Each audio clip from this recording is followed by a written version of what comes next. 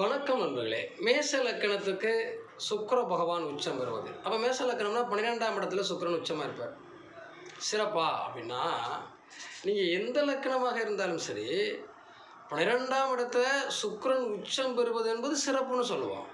அதுலேயும் 12ஆம் இடம் அயன சயன படுக்கை சுகம்.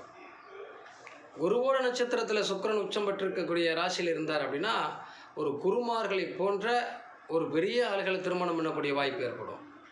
உத்திரட்டாதி நட்சத்திரத்தில் போய் சுக்கிரன் உச்சம் பெற்றிருந்தார்னா, நடுத்தரமான உழைக்கக்கூடிய உழைப்பாளிகளை திருமணம் பண்ணக்கூடிய வாய்ப்பு ஏற்படும். புதன நட்சத்திரத்தில் அந்த ரேவதியில் போய் சுக்கிரன் உட்கார்ந்துருந்தார்னா, ஒரு புத்திசாலிகளை, அறிவாளிகளை, சிறந்த பேச்சாற்றல் உள்ளவர்களை திருமணம் பண்ணக்கூடிய வாய்ப்பு ஏற்படும் அப்படின்லாம் சொல்லப்பட்டிருக்கு. இப்படி ஒவ்வொன்றுக்கும் ஒரு கதை இருக்குது.